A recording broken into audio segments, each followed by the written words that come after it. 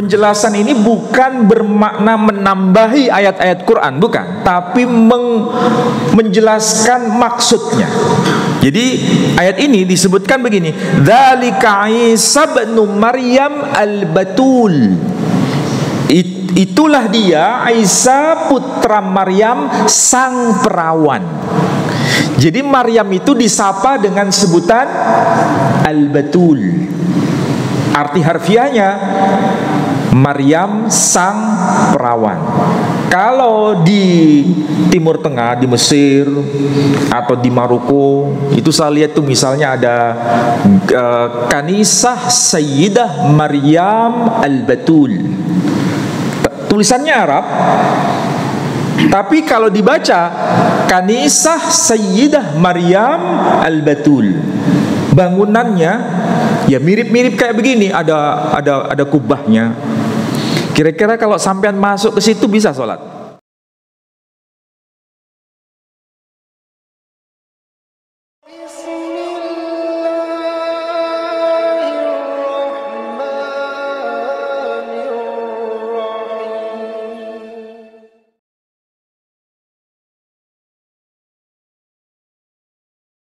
Assalamualaikum warahmatullahi wabarakatuh.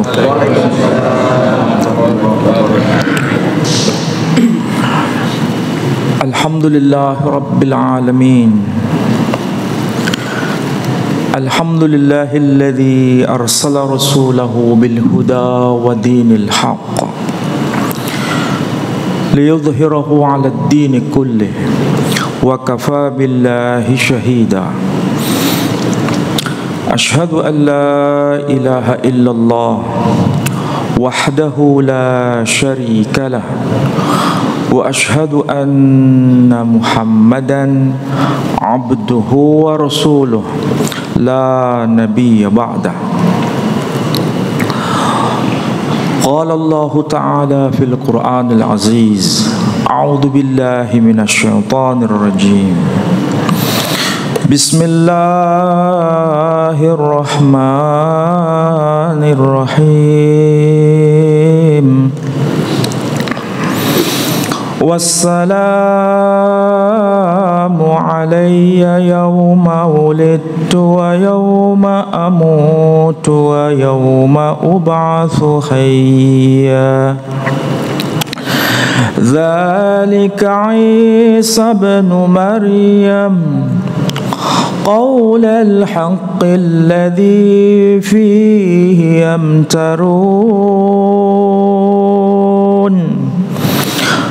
ما كان لله أن يتخذ من ولد سبحانه إذا قضى أمرا فإنما يقول له كن فيكون.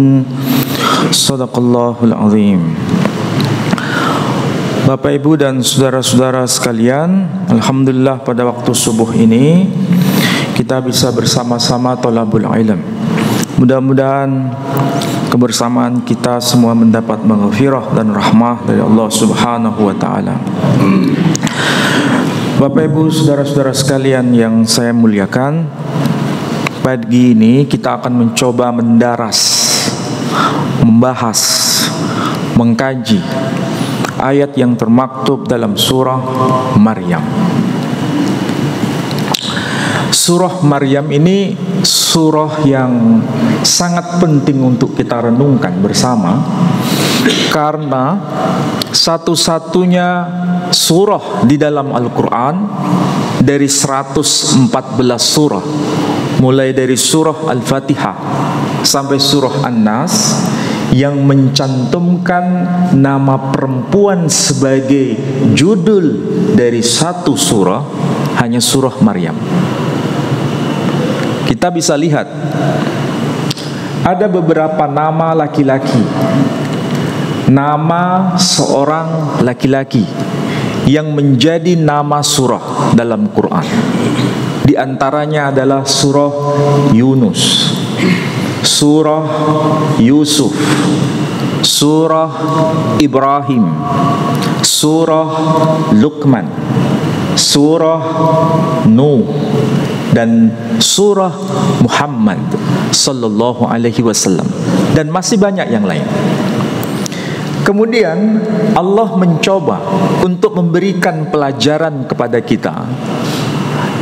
Di dalam Al-Quran hanya ada satu nama perempuan, yakni surah Maryam. Dan tidak ada nama perempuan di dalam Al-Quran yang menjadi nama surah selain surah urutan ke-19. Apa itu tujuannya? Tidak ada sesuatu yang sia-sia di dalam Al-Quran. Dan saya kira ini penting bagi kita semua, siapapun kita, apapun latar belakang kita, untuk merenungkan hal ini. Saudara-saudara sekalian, kalau kita membaca ayat yang tadi saya kutip dari surah Maryam ini, minimal saya bisa menjelaskan beberapa poin penting. Di antara ayat itu berbunyi, "Dzalika Isa bin Maryam." Itulah dia, yakni Isa ibnu Maryam. Isa tentu saja nama laki-laki, dan bukan sekedar nama laki-laki, tetapi nama seorang nabi. Dan nabi ini sangat dikenal di dalam Quran, bahkan diulang nama itu sebanyak 25 kali. Nama Isa itu termaktub. Bukan main-main. Sejumlah 25 kali dalam berbagai ayat itu pasti ada maksud. Yang lebih mengagetkan kita, nama Isa sebagai seorang laki-laki, nasabnya disandarkan kepada tokoh perempuan, yakni Ibnu Maryam. Kenapa nama itu dinasabkan, nama itu dihubungkan dengan tokoh perempuan? Sehingga di dalam Al-Quran kita pasti menemukan nama ini sebagai dua nama yang selalu bergandengan, Isa ibnu Maryam. Dan apa yang termaktub dalam Al-Quran itu bukan hanya sebagai informasi sekilas info, tapi ada validasi dari kitab-kitab sebelumnya. Nah, kebetulan sekarang tanggal berapa? 25 apa? Ditandai dengan banjir besar. Tadi saya lewat itu hampir saja mogok di tengah jalan. Saya hanya Allahumma sholli ala sayyidina Muhammad wa ala ali sayyidina Muhammad. Hanya itu aja saya baca. Akhirnya lolos saja. Lolos sampai di sini. Saya cuma ngomong, ini bisa ndak ini? Bisa ndak ini? Karena saya lewat sana nggak mungkin. Sudah saya lihat dari jauh, banjirnya sangat luas. Yang sebelah sono, yang apa itu, Masjid Firdaus. Nah, yang sebelah sini, nah ini agak lumayan. Tapi setelah melewati jembatan, loh kok tambah? Ya sudah, jalan terus saja. Alhamdulillah bisa sampai sini. Tapi setelah ini saya mikir lagi, nanti lewat situ lagi enggak ya? Mungkin nanti ada yang bisa pandu saya lewat jalan alternatif ya, barangkali. Baik, Bapak Ibu sekalian, kembali ke pembahasan kita semula. Pasti ketika Allah Subhanahu wa ta'ala menyebutkan ungkapan Isa ibnu Maryam, ini bukan main-main. Nama ini mengandung peristiwa besar. Nama ini mengandung peristiwa akbar. Saya kasih bocoran ya. Kenapa nama ini disebut nama Maryam? Dan ada kaitan dengan yang diperingati oleh saudara kita. Kita tidak boleh mencaci, kita tidak boleh membenci, kita tidak boleh ikut campur.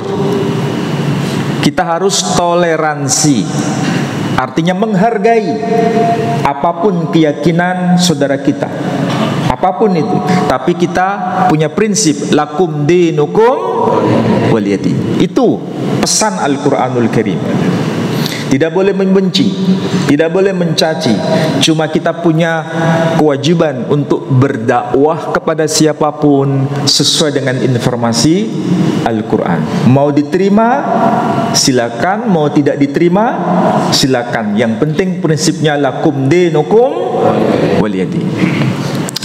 Ada sesuatu yang membedakan kita dengan saudara kita non-muslim, ada sesuatu yang sama, ya.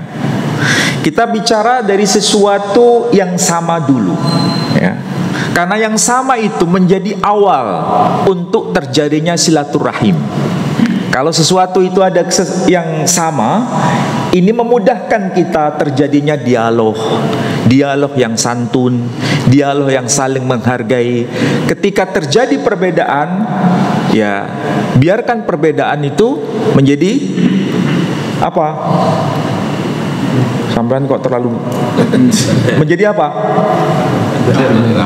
Menjadi bukan rahmat lagi, menjadi sebuah pengetahuan. Oh, saya begini, oh yang sono begitu. Itu saja. Oke. Kita cari sesuatu yang menjadi titik temu. Di mana titik temunya? Nama Maryam itu sendiri. Nama Maryam itu disebutkan di dalam Al-Quranul Karim, bahkan di surah Ali Imran. Kenapa nama itu muncul? Wa inni sammaituha Maryam, dan sesungguhnya aku memberi nama bayi perempuan ini dengan nama Maryam. Kenapa nama itu dipilih? Sebetulnya nama ini akan mengabadikan jati diri bayi perempuan ini. Nama Maryam, seingat saya pernah bicara di sini, itu bukan sesuatu yang positif, tapi sesuatu yang negatif dipandang orang lain. Tahu maksudnya? Apa yang dimaksud bukan positif? Maryam itu jangan dibayangkan enak, tetapi Maryam itu tidak enak. Kalau sampean tahu kuliner toh, ya, saya pakai bahasa rakyat supaya paham, karena di sini saya tahu ada jebolan S4, S5. Kalau tahu kuliner, soto Maryam, gulai Maryam, kemudian roti Maryam, itu enak atau tidak? Enak, enak. Kita makan dengan kuahnya sedikit atau banyak, tetap rasanya enak. Tapi ternyata nama Maryam itu tidak enak. Maryam itu arti harfiahnya pahit atau getir. Bayangkan. Karena yang diminta sebetulnya itu anak laki, tapi Allah mengganjarnya, memberikan hadiah dengan anak perempuan. Dan keluarga Imran ini bukan dari kalangan Bani Ismail, tapi dari kalangan Bani Israel. Dalam tradisi Bani Israel, seorang anak laki-laki itu mendapatkan warisan 2 kali lipat kalau anak sulung. Sedangkan anak laki-laki urutan nomor 2, ketiga dan seterusnya itu dapat warisan setengah atau separuh dari anak laki-laki yang pertama. Lalu pasti kita bertanya, dalam hukum Taurat yang diterima oleh Nabi Musa, anak perempuan dapat bagian apa? Anak perempuan ternyata tidak dapat bagian apa-apa. Ini beda dengan hukum Al-Quranul Karim. Kalau hukum Al-Quranul Karim, anak perempuan dapat berapa? Separuhnya dari anak laki-laki. Jadi ada perubahan syariah, karena ini nanti sifatnya universal.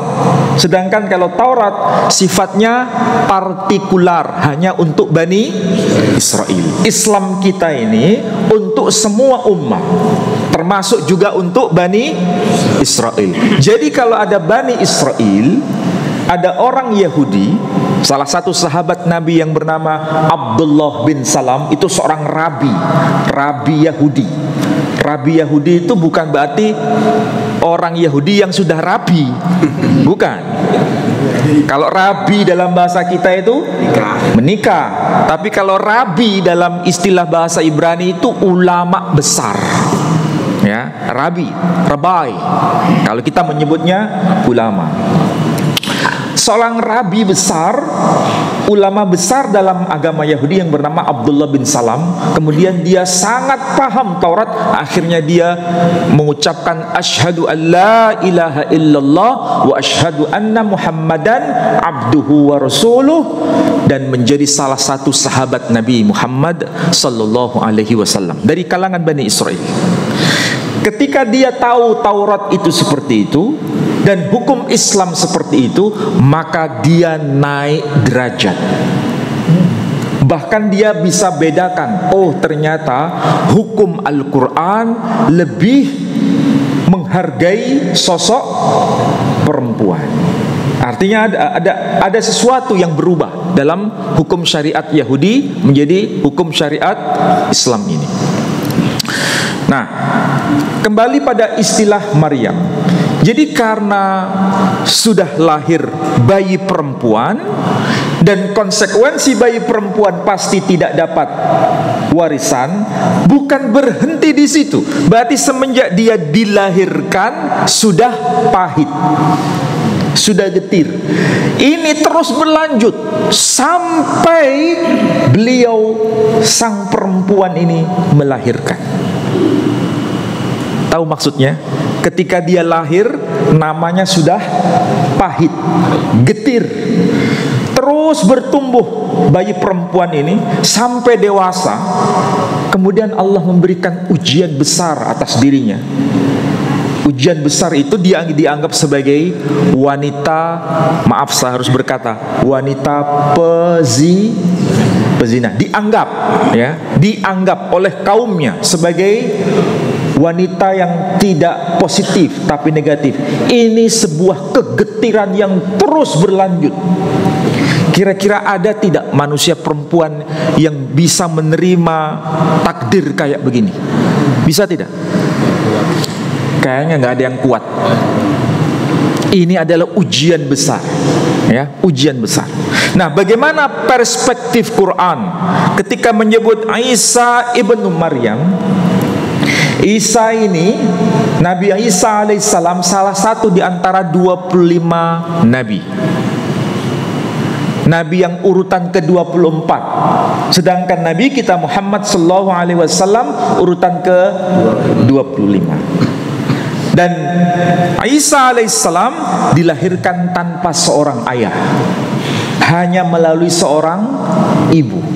Nah, sekarang saya mau tanya, kalau ada seorang bayi lahir tanpa diketahui siapa bapaknya, ketika ditulis dalam akte, kira-kira dia dinasabkan kepada bapaknya atau kepada ibunya? Hah? Kalau ada akte, ya, tiba-tiba muncul di situ nama perempuan, misalnya siapa? Abdurrahim bin Maimunah misalnya. Ada nggak akte kayak begitu? Belum pernah tahu. Oh, kurang piknik sampean. Karena bapaknya emang tidak ada. Bukan statusnya seperti Sayyidah Maryam, bukan. Karena memang dia lahir belum melalui proses pernikahan. Ini dalam tradisi Islam dan tradisi Yahudi juga begitu. Jadi tradisi Islam begitu, tradisi Yahudi juga begitu. Kalau tidak dikenal siapa bapaknya, maka anak itu dinasabkan kepada ibunya. Apakah ini sebuah penghinaan? Nah, ini yang harus kita jadikan bahan renungan. Sebetulnya tidak boleh kita jadikan bahan hinaan. Kita mulai dari bagaimana Quran itu memberikan pandangan. Sayyidah Maryam sampai hari ini difitnah. Difitnah oleh siapa? Difitnah oleh tradisi Yahudi. Jadi Sayyidah Maryam itu difitnah sebagai wanita pezina sampai hari ini. Yang menganggap Sayyidah Maryam itu sebagai wanita suci itu hanya dua agama, yakni kita yang Muslim dan yang Nasrani. Jadi Nasrani dan Muslim memandang wanita yang bernama Maryam ini adalah wanita suci, sedangkan Yahudi memandangnya sebagai wanita kotor. Jadi sudah ada beda kan? Ya. Lalu kalau kita memandang Sayyidah Maryam sebagai wanita suci dan tradisi Nasrani memandang juga sebagai wanita suci, apa bedanya? Nah, bedanya kalau kita memandang Sayyidah Maryam sebagai ibunya utusan Tuhan, sedangkan saudara kita yang sedang merayakan hari ini memandangnya sebagai ibunya Tuhan. Jadi beda ya. Kalau kita menyebutnya ibunya utusan Tuhan, saudara kita memandangnya sebagai ibunya Tuhan. Sehingga mereka menyebut dengan istilah Bunda Allah. Ya, pernah dengar istilah itu? Ada kan di gereja-gereja itu menyebutnya Bunda Allah, istilah yang dipakai. Kalau kita bukan, ibunya utusan Tuhan, bukan bunda Tuhan, bukan bundanya Tuhan. Jadi ada kesamaan sekaligus ada perbedaan. Nah, di dalam kitab-kitab tafsir selalu ada penjelasan. Penjelasan ini bukan bermakna menambahi ayat-ayat Quran, bukan, tapi menjelaskan maksudnya. Jadi ayat ini disebutkan begini, dzalika Isa ibnu Maryam al-Batul. Itulah dia Isa putra Maryam sang perawan. Jadi Maryam itu disapa dengan sebutan al-Batul.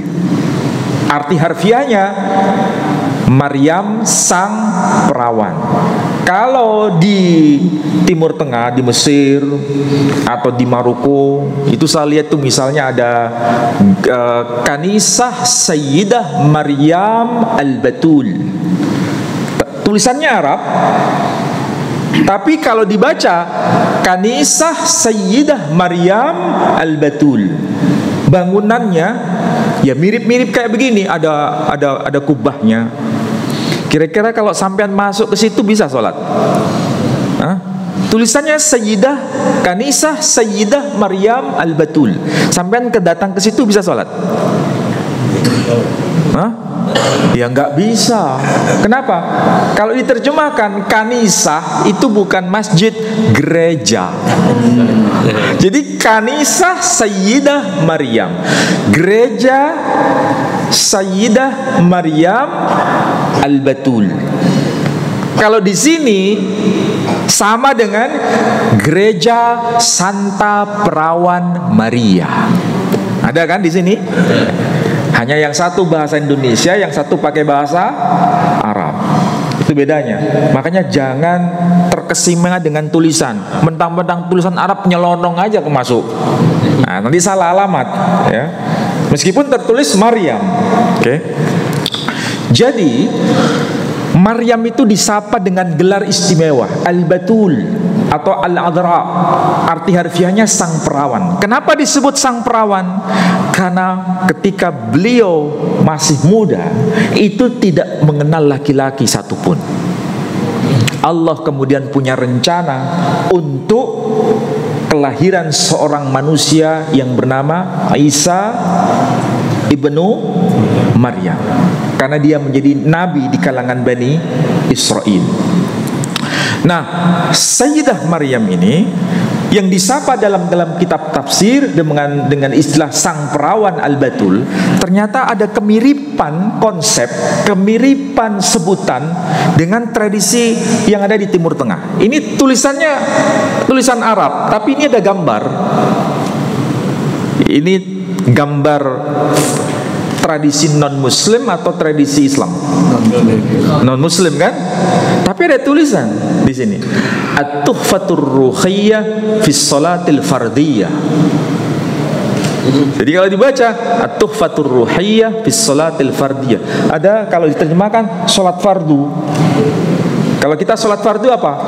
Zuhur, asar, maghrib, isya, subuh. Di sini sholat fardu itu maksudnya bukan sholat fardu versi Islam, tapi sholat fardu versi Nasrani.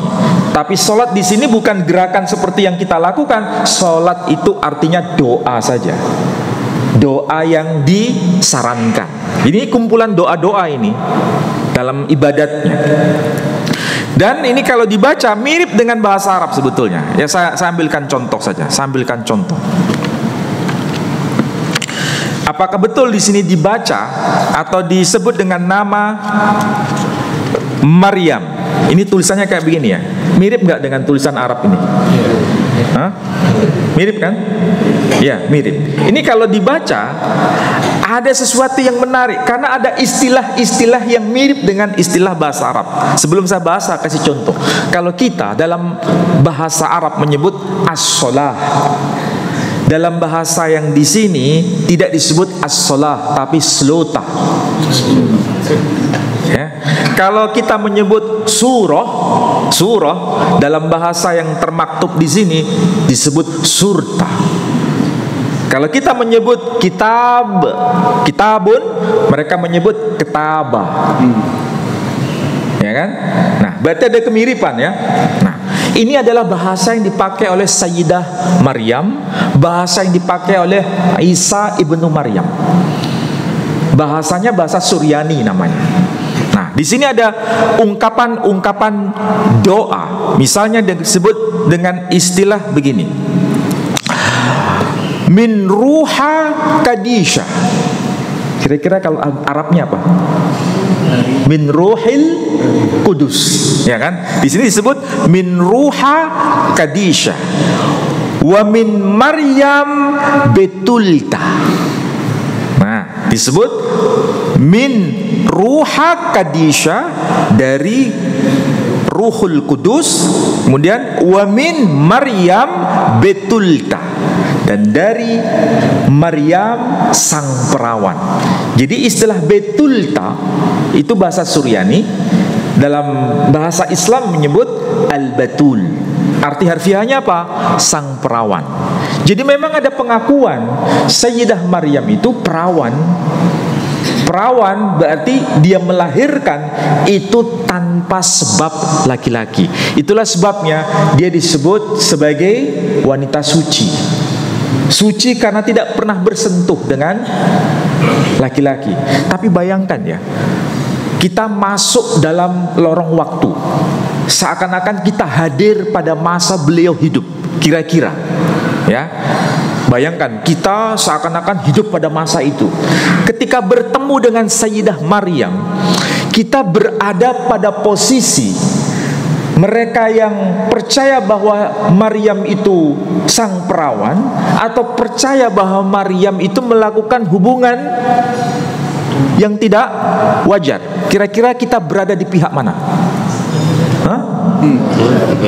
Bayangkan itu. Iya, kalau kita sekarang karena petunjuk dari Quran, kalau seandainya kita hidup di masa itu, apa yang kita lakukan? Berada pada posisi berpihak pada Sayyidah Maryam sebagai wanita yang perawan, atau justru menuduhnya sebagai wanita pezina? Kira-kira kita di posisi mana? Bayangkan itu. Tidak semudah itu. Disinilah Allah memberikan pelajaran. Kalau seandainya ini kita posisinya seperti Sayyidah Maryam, posisinya seperti Sayyidah Maryam, merasakan diri kita ini seperti Sayyidah Maryam, kira-kira apa yang kita alami? Derita apa yang kita alami? Apakah itu dialami hanya sehari dua hari?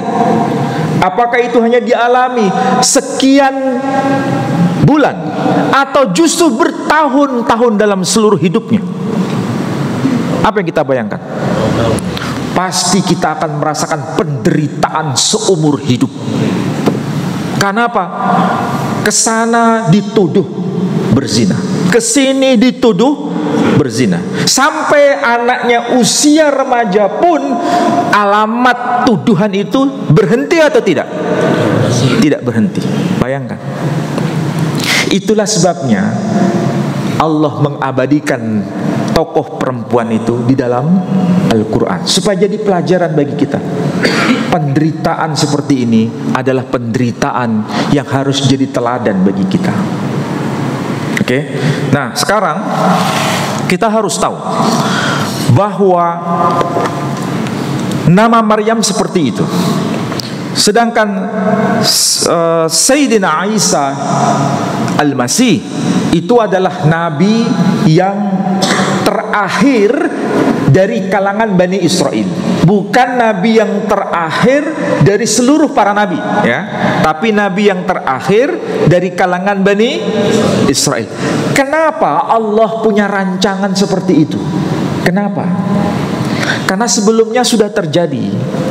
Sebelum kelahiran Isa ibnu Maryam, Allah sudah membuat rancangan kepada Bani Israel kelahiran Yahya bin Zakaria. Yahya bin Zakaria itu, kalau Zakaria sebagai nabi, laki-laki yang sudah sangat lanjut usia, rambutnya sudah memutih, istrinya pun mandul. Waktu sudah tua pasti menopause. Bayangkan, istri Zakaria mandul plus menopause, sedangkan Zakaria sendiri sudah semakin tua. Kira-kira bisa nggak punya potensi punya keturunan? Secara umum bisa nggak? Tidak mungkin, sangat tidak mungkin. Itulah sebabnya Allah punya rancangan begitu. Kira-kira Bani Israel bisa nggak menerima itu? Ternyata Allah menakdirkan anak itu lahir dengan nama Yahya. Bisa bayangkan nggak? Kenapa namanya Yahya? Yahya itu artinya hidup. Karena Allah bertujuan benih yang sudah mati, benihnya orang tua Yahya sebagai nabi itu sebetulnya sudah mati. Karena yang laki-laki sudah tua, rambutnya memutih. Kalau punya potensi itu nggak mungkin 100%, ya kan? Sedangkan istrinya sudah menopause, mandul lagi. Berarti kan sudah mati benihnya itu. Tapi Allah berkehendak benih yang sudah mati itu menjadi hidup. Makanya diabadikan dalam bentuk nama Yahya, artinya dia hidup. Jadi yang sebetulnya itu sudah tidak normal. Tapi pernahkah kita tahu orang Yahudi terima bahwa Yahya itu nabi atau bukan? Tidak. Sampai hari ini Bani Israel menolak. Dia bukan nabi, apalagi disebut rasul. Mereka tidak percaya dengan Nabi Yahya. Di situ mereka sudah tidak lolos. Artinya sudah mengingkari iman Bani Israel. Diuji lagi dengan kelahiran Isa ibnu Maryam. Itu ujian lebih berat lagi. Itu saja sudah tidak terima. Diuji lagi. Bukan melalui pernikahan. Kalau Zakaria dengan istrinya melalui pernikahan, sementara Maryam tidak melalui pernikahan. Wanita perawan, lahir Isa. Mereka menerima dia sebagai nabi, sebagai rasul? Tidak.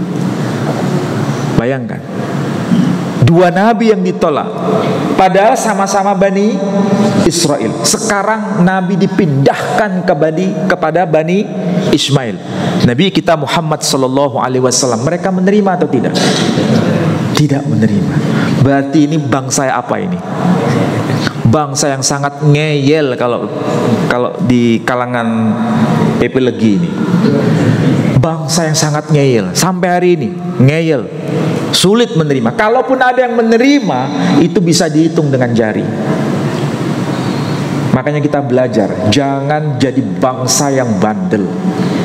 Jangan jadi orang yang bandel.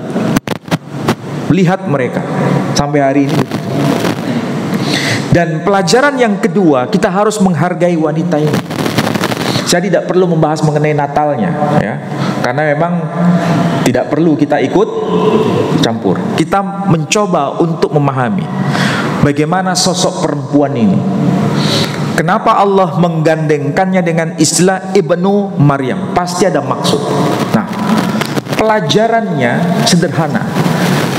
Wanita apapun, sosok perempuan apapun, kalau dia melahirkan tanpa kejelasan siapa bapaknya, terimalah anak itu sebagai anak yang suci. Anak yang dilahirkan itu semuanya suci, bagaimanapun caranya dia lahir.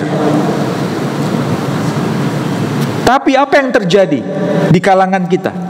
Kalau ada wanita melahirkan tanpa jelas bapaknya, kita memandangnya rendah atau tidak? Kita memandangnya rendah atau tidak? Padahal anak yang dilahirkan itu suci, dia tidak berdosa. Dia tidak berdosa. Bayi yang lahir itu suci, dia tidak menanggung dosa apapun. Dan jangan kita bersikap seperti rabi-rabi Yahudi yang menuduh Sayyidah Maryam dan selalu menganatema, mengucilkan Sayyidah Maryam. Makanya kita berada pada dua posisi, tidak ada posisi alternatif yang ketiga. Mau menghargai bayi yang lahir itu atau justru memarjinalkan bayi yang lahir itu. Kita mau pilih yang mana? Itu pelajaran. Mengenai perempuan, kalau versi Quran memang perempuan ini suci. Perempuan ini suci, tapi dia tetap menanggung risiko sebagai wanita yang dituduh berzina. Adakah orang hari ini seperti tahun-tahun ini ada perempuan yang punya beban derita kayak begitu karena kesalahannya? Ada nggak? Ada. Masihkah kita memberikan beban tambahan kepada wanita perempuan itu? Dia sudah cukup menderita.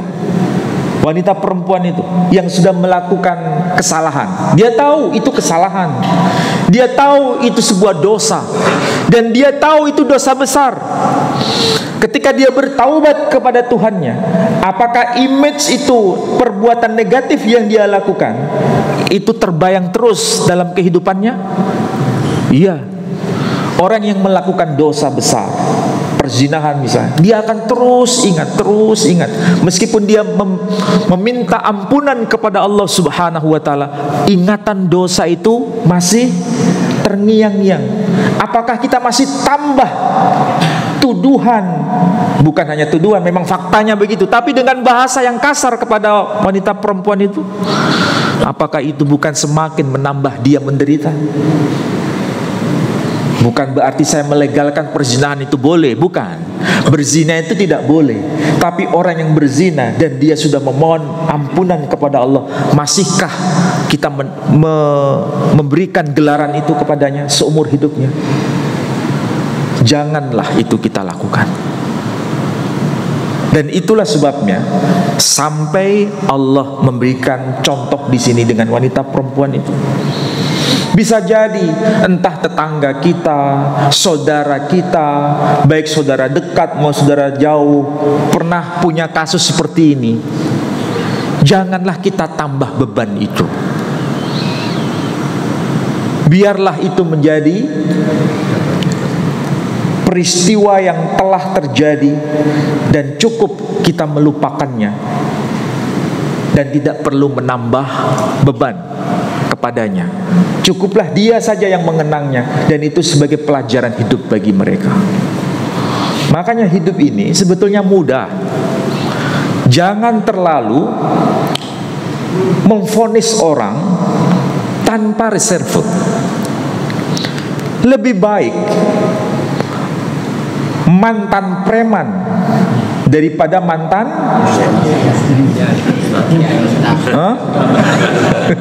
sampean bisa aja. Allah itu, Allah Tuhan yang kita sembah, itu sangat-sangat Rahman dan Rahim. Sebesar apapun dosa seorang hamba, ketika dia mau bertaubat kepada Tuhannya, maka Allah akan menerima dengan tangan terbuka. Sebesar apapun, nggak usah jauh-jauh. Seingat saya pernah saya bicara di sini.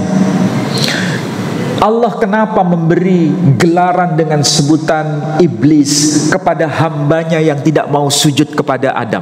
Betul kan? Ya. Fasajadu, maka mereka semua sujud, illa, kecuali iblis. Kenapa disebut iblis? Karena iblis itu bukan nama. Iblis itu adalah sebutan. Arti harfiahnya dia yang membangkang. Berarti pasti dia punya nama. Hanya itu menjadi sebutan iblis, karena dia membangkang.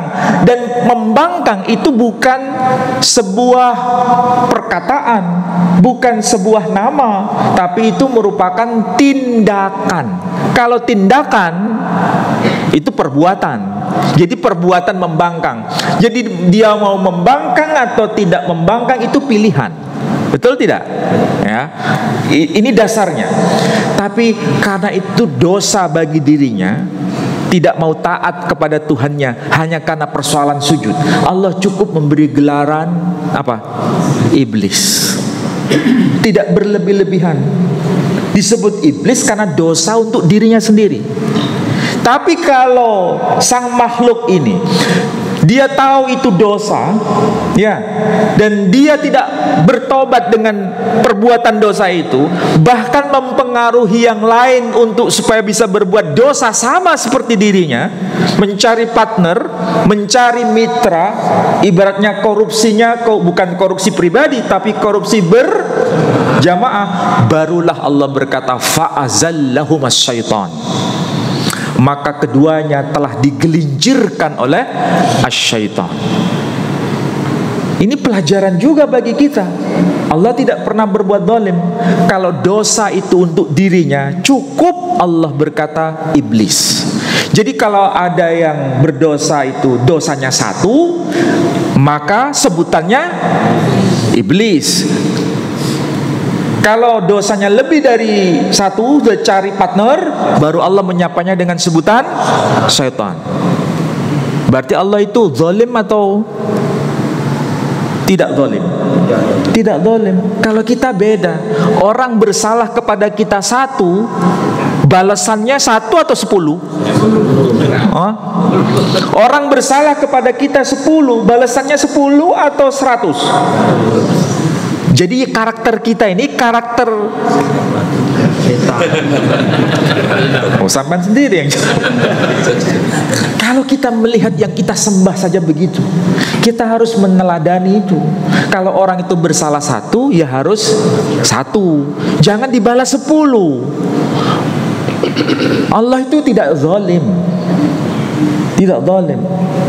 Kalau seandainya iblis sudah berdosa untuk dirinya, kemudian dia mohon ampunan kepada Allah Subhanahu wa ta'ala, pasti Allah terima.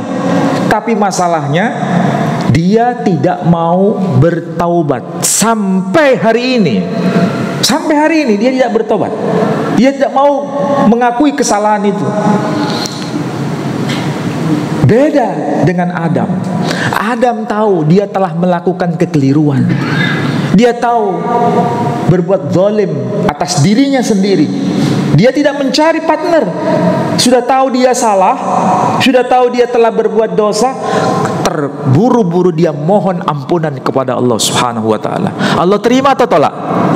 Allah terima. Jadi sangat maha baik. Allah itu sangat maha baik. Asal satu aja, sebelum nyawa ini di terongkongan ini, kalau kita sudah mohon ampunan kepada Allah, pasti Allah akan terima. Itulah Allah Subhanahu wa ta'ala. Bayangkan kalau kita memahami tauhid kayak begini, betapa hidup ini tidak ada beban. Tapi masalahnya, hampir sebagian besar ustadz-ustadz kita, kiai-kiai kita ini selalu yang dijadikan acuan itu dosa, dosa, dosa, dosa. Kita semakin mendekat atau semakin menjauh? Oh, anak-anak muda terutama ditakut-takuti dengan dosa, dosa, dosa, dosa. Kira-kira apa yang mereka lakukan? Menjauh atau mendekat? Menjauh. Barangkali cara dakwah kita yang keliru. Cara dakwah kita yang keliru. Nah, itulah sebabnya ini penting. Makanya saya itu punya strategi. Kalau ngumpul dengan jenengan, ya saya pakai kopiah begini dan sarung atau pakai jubah. Karena nggak mungkin panjenengan menolak saya kan? Iya toh? Tapi kalau saya dengan anak-anak muda yang bedigasan itu, tahu bedigasan? Pokoknya bedigasan gitu lah. Nggak mungkin saya pakai begini. Ya saya menyesuaikan dengan cara kulturnya mereka. Yang penting saya ada batasnya. Supaya apa? Mereka bisa menerima minimal itu, sehingga bisa memasukkan sedikit demi sedikit. Begitu caranya. Ini strategi dakwah. Coba bayangkan kalau saya harus pakai begini, kemudian mendekati mereka. Mereka lari atau mendekat? Lari. Ini strategi dakwah. Dan saya kira itu yang harus kita renungkan. Nah, oke, kembali pada pembahasan ini. Jadi sekali lagi Bapak Ibu sekalian, siapapun kita pasti pernah melakukan kekeliruan. Maka kembalilah kepada Allah Subhanahu wa ta'ala. Tidak perlu ada sesuatu yang mengganjal. Jangan-jangan Allah tidak terima. Jangan-jangan Allah tidak mau terima. Kalau ada pemikiran seperti ini, itu bukan dari Allah, tapi dari siapa? Dari syaitan, membisikkan itu. Nggak mungkin dosamu diterima. Sudahlah, wis lanjutkan aja. Begitu kan? Ada toh? Ada kan? Iya, bisikan begitu. Setan itu punya strategi cara. Nah, dalam kehidupan Sayyidah Maryam yang harus kita jadikan teladan adalah bagaimana menerima sesuatu yang pahit itu menjadi indah dalam hidupnya, karena Allah punya rancangan itu. Dan ternyata betul, Allah menjadikan anaknya bukan sekedar nabi, tapi menjadi seorang rasul, bahkan menjadi seorang al-masih, bahkan menjadi seorang ulul azmi. Tidak ada sesuatu yang baik, sesuatu yang indah itu tanpa proses. Ya, tidak ada sesuatu yang instan. Semua melalui kerikil-kerikil tajam. Tidak bisa dibayangkan itu anaknya menjadi sesuatu yang punya figur 4 jabatan. Sayyidah Maryam berbahagia dengan itu, meskipun dia harus menderita. Inilah sosok seorang ibu biasanya. Sosok seorang ibu itu rela dirinya seperti lilin. Tahu lilin? Apa itu lilin? Dia rela dibakar lilin itu, asal yang sekitarnya menjadi terang. Itulah sosok seorang ibu. Siapapun kita, makanya jangan main-main dengan wanita. Jangan permainkan wanita. Siapapun wanita itu, apakah orang tua kita, ataukah istri kita, ataupun anak kita. Meskipun mereka perempuan, tapi mereka indah di hadapan Tuhan. Mudah-mudahan apa yang saya sampaikan ini bermanfaat bagi panjenengan semua. Dan nanti pasti ada yang tanya ini. Mesti pertanyaannya klise. Boleh nggak? Nah, mesti begitu. Oke, ada yang mau tanya? Kemana? Oh ya, belakang. Saya sambil minum ya.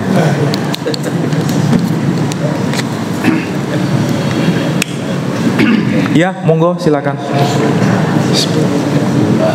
Assalamualaikum warahmatullahi wabarakatuh. Waalaikumsalam.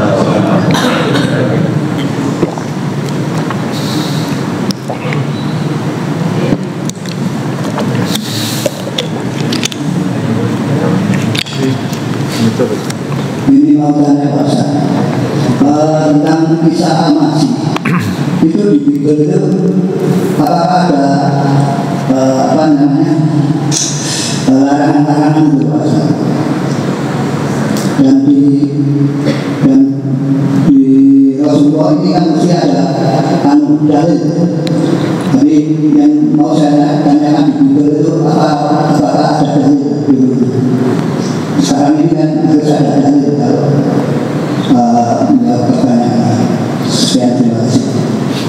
Maksudnya larangan-larangan misalnya makan babi, makan ini itu gitu tuh? Iya. Oh, iya ya. Iya.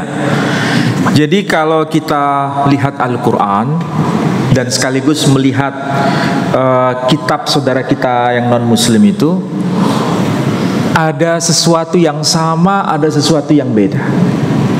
Sesuatu yang sama misalnya, saya baca misalnya kitab Manawa Dharma Sastra. Kitab Manawa Dharma Sastra itu kitab agama Hindu. Itu bagi seorang pandita dilarang makan babi. Pandita ya, tahu pandita? Ya, ulamanya saudara kita kaum Hindu. Ada larangan makan babi. Dalam tradisi Yahudi juga dilarang makan babi. Mereka menyebutnya henzer. Henzer itu artinya babi.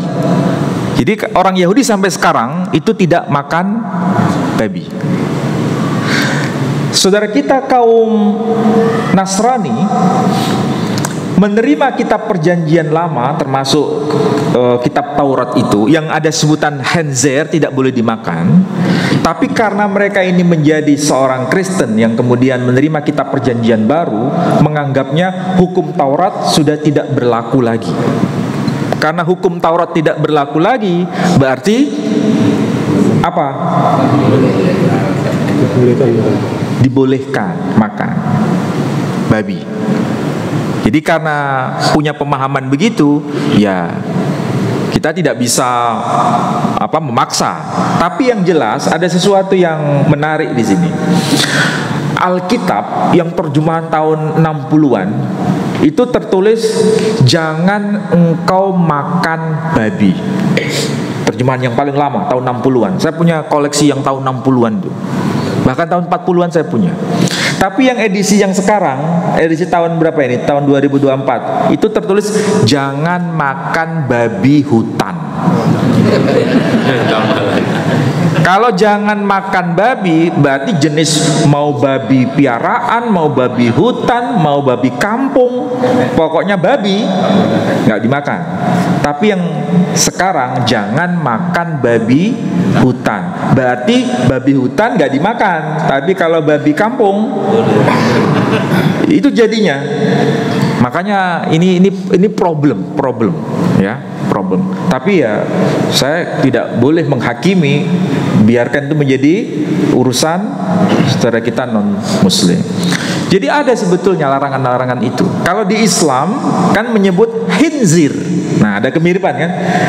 Tidak ada satupun ulama kita yang menyebutkan khinzir itu adalah jenis babi tertentu. Tapi semua jenis babi disebut khinzir. Mau babi hutan, khinzir. Mau babi kampung, khinzir. Mau babi peliharaan, ya khinzir. Semua disebut khinzir, tidak boleh dimakan. Pasti itu ada hikmahnya. Untung agama kita ini ulama satu dengan ulama yang lain itu saling mengontrol.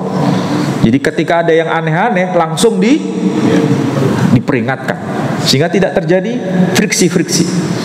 Ya makanya menjadi muslim itu berbahagialah, karena Allah turut menjaga itu, sehingga hukum tidak berubah-ubah karena tangan-tangan tertentu. Jadi masalah itu ada. Ya, tapi biarlah perbedaan-perbedaan itu sebagai pengetahuan. Yang penting kita berkaca dengan Al-Quranul Karim. Terus berkaitan dengan apa lagi? Saya kira itu ya yang bisa saya jawab. Ada pertanyaan lain? Ya. Sebentar ya.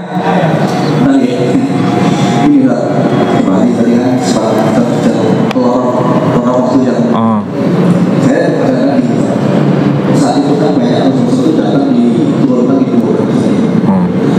apakah saat itu belum ada tempat yang lain termasuk Indonesia sisinya sudah situasinya?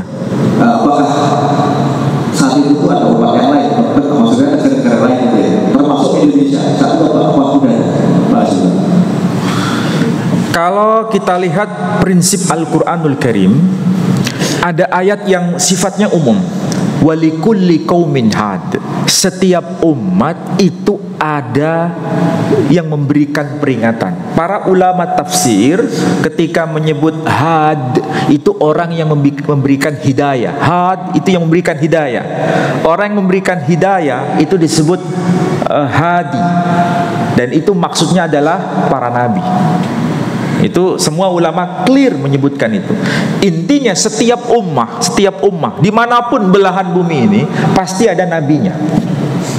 Pasti ada nabinya. Cuma masalahnya kalau setiap ummah ada nabinya, apakah di Jawa, di Madura, di Sunda, di Banjar, di Batak dulu sebelum risalah Islam ini, risalah Nabi kita Muhammad sallallahu alaihi wasallam, Allah mengutus juga para nabi itu? Iya, pasti. Termasuk kita bisa bayangkan orang-orang suku apa itu yang ada di Jawa Barat itu, Baduy, suku Baduy itu punya pemahaman Tuhan itu tidak boleh ada bentuknya, tidak boleh ada patungnya. Dan Islam juga mengajarkan itu tidak? Iya. Berarti ini adalah apa itu? Peninggalan para nabi sebelumnya yang memang masih mereka lestarikan. Hanya saja mereka belum tersentuh atau belum menerima Islam yang diajarkan Nabi Shallallahu Alaihi Wasallam. Bisa jadi karena cara dakwah kita yang kurang berkenan, karena caranya yang kurang soft, atau memang mereka yang sudah menutup diri. Nah, itu perlu dipelajari itu sebenarnya. Intinya semua bangsa itu pasti ada nabinya. Hanya saja kita tidak diberitahu. Cukup di dalam hadis hanya menyebutkan jumlah para nabi seluruh permukaan bumi ini yang pernah diutus, jumlahnya ada 124.000 nabi. Itu berarti jumlah yang sedikit atau banyak? Oh, banyak, 124.000 nabi. Termasuk barangkali di kalangan Jawa, bisa jadi orang Madura ada nabinya dulu, cuma nggak tahu. Kalau di kalangan Madura ada nabinya dulu, kira-kira bahasanya apa? Ya mesti bahasa Madura, iya kan? Cuma kita tidak tahu dan tidak perlu mencari tahu dan tidak perlu mencoba untuk mengkreasi nabi baru di kalangan Madura. Ini nanti jadi menyimpang. Yang penting setelah risalah Nabi kita Muhammad sallallahu alaihi wasallam berarti menyempurnakan risalah para nabi sebelumnya. Nah, kebetulan nabi yang diceritakan dalam Al-Quran ini hampir sebagian besar adalah nabi-nabi di kalangan Timur Tengah, khususnya di kalangan Bani Israel itu banyak. Kenapa banyak? Karena mereka ini bangsa yang sangat apa? Nah, ngeyel tadi. Makanya jumlahnya banyak. Diingatkan begini terus ngeyel lagi. Diingatkan nabi baru ngeyel lagi, terus begitu. Itu saking kasih sayangnya Allah begitu. Iya kan? Ada satu nabi di dalam Al-Quran itu namanya Nabi Lut. Para ulama memberikan penjelasan apakah ini Lut di dalam Al-Quran sama seperti Lot yang ada di dalam Bible. Mereka menyebut iya, hanya cara membahasakan beda. Lut itu bahasa Arab, Lot itu bahasa Ibrani. Di dalam tradisi Cina menyebutnya bukan Lut atau Lot, mereka menyebutnya Lause. Makanya sampai sekarang orang Chinese itu punya nabi itu ada dua. Satu Nabi Kongcu, agamanya disebut Konghucu, dan ada Nabi Lause. Orang China itu kan kalau mengucapkan sesuatu itu kan sulit sesuai dengan aslinya. Misal Syafi'i dilafalkan Syafi'er, Umar dilafalkan Umaer, Muhammad dilafalkan Muhammad. Ada yang bisa bahasa Mandarin di sini? Nggak ada. Jadi begitu caranya. Jadi Muhammad itu kalau di kalangan masyarakat umum. Intinya apa? Semua umat itu pasti ada nabinya. Hanya saja Nabi kita Muhammad sallallahu alaihi wasallam itu penutup risalah semua bangsa. Itulah sebabnya kenapa sih orang Jawa itu kok mayoritas Muslim. Kenapa? Karena orang Jawa ya pada zaman Wali Songo dulu itu punya agamanya itu yang disebut agama Kapitayan. Kapitayan itu menyembah Tuhan tanpa bentuk patung. Kalau yang pakai patung itu pengaruh dari India. Kalau aslinya orang Jawa itu menyembah Tuhan makanya disebut sembahyang itu artinya menyembah hyang itu artinya Tuhan. Dan para wali menggunakan istilah itu, terutama generasi yang tahun berapa itu, yang usia sudah 80-an 70-an masih itu kan akrab dengan istilah sembahyang. Kalau generasi yang sudah generasi Gen Z ini sudah pakai istilah sholat, ya kan? Tapi kalau generasi yang tua, senior, pakai istilah sembahyang. Sembahyang apa? Sembahyang luhur, ya kan? Sembahyang apa? Sembahyang ngasar. Bukan asar tapi ngasar. Sembahyang. Jadi itu adalah benih agama yang lama. Kemudian ketika Islam datang, baru dijelaskan dan dilengkapi sehingga mudah Islam diterima di kalangan masyarakat Banjar, masyarakat Bugis, masyarakat Jawa, masyarakat Madura dan lain sebagainya. Chinese juga begitu. Jadi ada yang Kongcu, Nabi Kongcu aja, ada juga yang Lao Tse. Bisa jadi Lao Tse itu adalah Nabi Lut itu, hanya cara melafalkan yang berbeda. Jadi intinya semua pernah mendapatkan risalah kenabian. Hanya saja kita tidak perlu menggalinya lagi. Nanti jadi keliru. Nanti percaya sama Nabi Pak Dinarto. Ada kan yang itu Sabto Darmo itu? Nah, itu bukan muncul sebelum risalah Nabi kita, tapi munculnya setelah risalah Nabi kita yang dikreasi baru. Jadi menyimpang nanti. Oke, itu yang bisa saya jawab.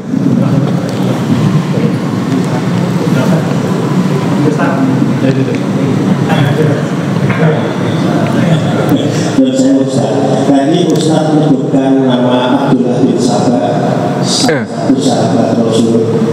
Itu yang saya tanyakan, apakah di sini apakah Abdullah bin Sabah yang rekayasa atau yang membuat ajaran Syiah? Itu satu. Yang kedua, mengenai konsep Mesias, orang Yahudi itu beda sekali ya. Kalau Kristen sama Islam kan hampir sama, mirip-mirip. Dan saya tanyakan konsep Mesias mereka itu diambil dari rujukan tanah atau ya konsep mereka sendiri atau soal. Ini yang bertanya sepertinya sudah akrab dengan tradisi non-muslim. Karena istilah yang dipakai jenengan tidak paham. Contohnya apa? Tanah. Kalau jenengan mendengar istilah tanah, yang dibayangkan apa? Tanah lemah, ya kan? Yang dimaksud tanah di situ bukan lemah, bukan tanah kosong, itu bukan. Tanah di situ singkatan dari kata Torah, Nevi'im, Ketuvim, disingkat jadi tanah. Berarti yang bertanya tadi sudah di atas angin enggak? Nah, sampean di atas angin tuh di bawah angin. Jadi itu singkatan tanah, Torah, Nevi'im, Ketuvim. Torah itu apa? Kitab suci yang diterima oleh Nabi Musa. Kita menyebutnya Taurah. Nevi'im itu artinya kitab para nabi. Berarti ada nabi-nabi selain Nabi Musa, termasuk Nabi Yehezkiel. Kita menyebutnya Zulkifli. Nah, mirip kan? Yehezkiel, Zulkifli. Ada Nabi Yosua, kita menyebutnya Yusa dalam kitab-kitab Islam. Ada Nabi David, kita menyebutnya Daud. Ada Nabi Shlomo, kita menyebutnya Sulaiman. Nah, itu yang disebut Nevi'im. Ada yang disebut Ketuvim, tulisan-tulisan suci. Nah, itu yang kemudian disebut dengan istilah kitab-kitab perjanjian lama. Nah, kalau saya sebut kitab perjanjian lama, paham enggak? Kalian nggak paham juga kan? Jadi kalau kita punya Al-Quran ini ya, itu terdiri atas berapa surah? 114 surah. Saudara kita non-muslim, Nasrani itu punya yang namanya Alkitab. Ya anggap saya setebal ini ya. Itu dibagi dua. Yang bagian paling tebel itu disebut Kitab Perjanjian Lama, yang bagian paling tipis di sini disebut Perjanjian Baru. Digabung menjadi satu, menjadi Alkitab. Kalau Perjanjian Baru yang tipis tadi itu ada Injil Matius, Injil Markus, Injil Lukas, Injil Yohanes. Sedangkan kalau yang tebal di sini itu Kitab Perjanjian Lama, itu kitabnya orang Yahudi. Digabung menjadi satu, jadilah kitab saudara kita kaum Nasrani. Nah itulah tadi yang disebut tanah itu. Jadi kitab yang tebal tadi yang sebelah sini, yang sebelah sisi sini, itu kitab Perjanjian Lama. Mulai dari kitab Kejadian sampai kitab Malaikhi. Itu ada 39 kitab atau 39 surah. Ibaratnya begitu. Ya. Itu yang pertama. Yang kedua, konsep Mesias. Kalau Mesias itu bahasa Indonesianya. Kalau bahasa Arabnya Al-Masih. Kalau di sini tidak disebut Isa Al-Masih. Di sini disebut Yesus Al-Masih. Jadi kalau di sini menyebutnya Yesus Al-Masih, kita menyebutnya Isa Al-Masih. Al-Masih atau yang diterjemahkan menjadi Mesias itu sebetulnya istilah harfiahnya orang yang terpilih. Orang yang diurapi, dipilih Tuhan untuk menjadi utusan, penyelamat bagi umatnya. Hanya bedanya kalau di Islam, Al-Masih itu adalah sang utusan Tuhan yang menjadi penyelamat terakhir bagi bangsanya. Sedangkan kalau kita menyebut Khataman Nabiyyin, sang penyelamat, utusan terakhir dari seluruh bangsa-bangsa. Itu bedanya. Jadi sama-sama utusan terakhir, tapi ini utusan terakhir bagi bangsa tertentu yang disebut Al-Masih. Sedangkan Khataman Nabiyyin, utusan terakhir bagi seluruh bangsa-bangsa. Hanya saja di kalangan saudara kita kaum Kristiani, Al-Masih itu diartikan sang penebus dosa. Nah itu bedanya. Ya ini makna tambahan. Tapi makna aslinya nggak begitu, makna tambahan. Dan makna tambahan itu yang kemudian populer di kalangan Kristiani sampai hari ini. Kalau penebus dosa, berarti siapapun yang menjadi pengikut Isa, maksudnya pengikut agama Kristiani, dia akan dihapuskan dosanya. Tapi apakah begini tidak ada di dalam Al-Quran? Bahwa siapapun yang menerima Islam ini, maka dosanya hilang atau tidak? Yang menjadi Muslim ini, dosa yang telah lalu terhapus atau tidak? Ya terhapus. Ada kesamaan tapi ada perbedaan. Intinya konsepnya di dalam saudara kita kaum Kristiani, Mesias diartikan sang penebus dosa. Melalui apa? Melalui penyaliban itu. Kalau kita enggak, di Islam yang disalibkan siapa? Yudas Iskariot. Nah itu bedanya, ya. Saya kira itu yang bisa saya jawab. Oh iya, yang mengenai siapa? Abdullah bin Salam. Itu kalau konsekuensinya itu kok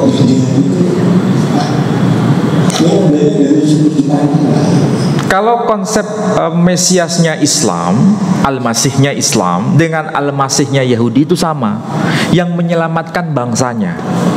Hanya itu, bukan menebus dosa. Tapi kalau konsepnya kaum Kristiani yang menebus dosa, nah itu bedanya. Jadi yang agak beda ini yang Kristiani. Yang Islam dengan Yahudi itu ada kemiripan. Tidak ada kaitan penebusan dosa, tidak.